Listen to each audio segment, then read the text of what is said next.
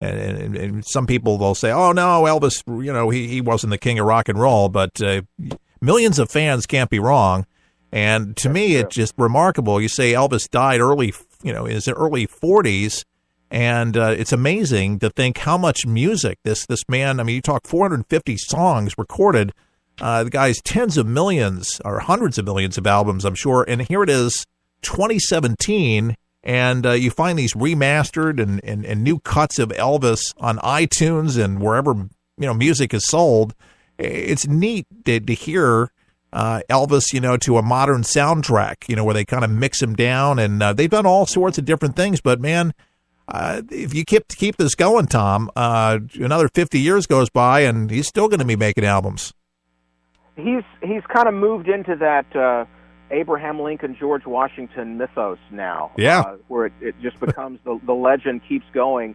And that's the thing, you mentioned something very interesting, that these albums that have come out recently, especially the ones with the Royal Philharmonic Orchestra, where they've gone in and added strings to these Elvis songs. Neat. Elvis always wanted orchestras with them. They just couldn't tour with 110 pieces of an orchestra. To go on iTunes and to see the top-selling albums on iTunes, and to see Adele, and to see Lady Gaga, and then to see Elvis Presley. He's there. That's for an Elvis fan. Like you said, 50 million Elvis fans can't be wrong. Can't be wrong. No, it's good stuff. And folks, if you're looking for something fun to do, go right now to NashvilleElvisFestival.com. Make plans March 30th through April 2nd. So get a hotel, and there's all sorts of kinds of deals that going on there. And you'll see Tom and then so many people coming in. And what do you approximate? How many people you think from around the world will be there? Is Franklin all ready to welcome these folks?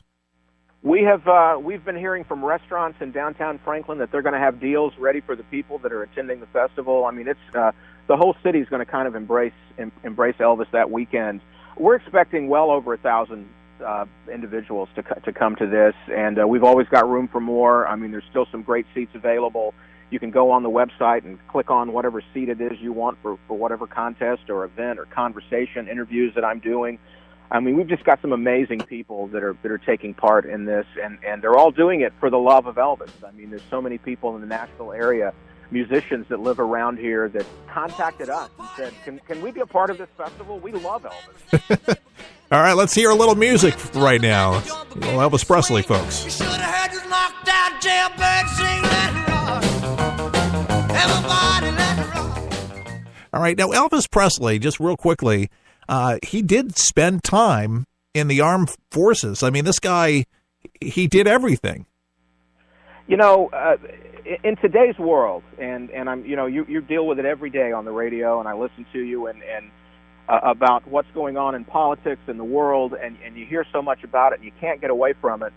I don't know that there are many celebrities that are on top of their game and the number one in the world that would take a letter from the president saying, greetings from your president, and go serve 2 years in the Army and not work some way to try to get out of that deal. But in 1957, 58, when Elvis gets that letter from the draft board, he's huge. He just hits in 55. He does Love Me Tender, King Creole, Jailhouse Rock, Loving You.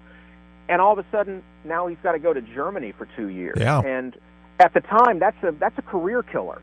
But Colonel Parker, in his wisdom, says, Elvis, here's what we're going to do. You're going to come into the studio at RCA Studio B in Nashville, and we're going to record enough songs for you to release for the next 2 years while you're in the service. And genius. In his uniform, standing at RCA Studio B, Elvis Presley, in his Army uniform, records for a couple of days enough songs to get them through 2 years, and then Elvis comes back in March of 1960 to the U.S. and picks his career right up where it left off. But he wanted no favoritism. He wanted to be treated like a soldier. He left the Army as a sergeant, and if you talk to those men who served with him in Germany in that tank unit, they said Elvis Presley was out there with us in the rain at 4 o'clock in the morning standing guard duty. He was learning to decode messages. He was learning to drive a tank. Elvis was a soldier for 2 years and was a true soldier and wanted no favoritism and nothing special.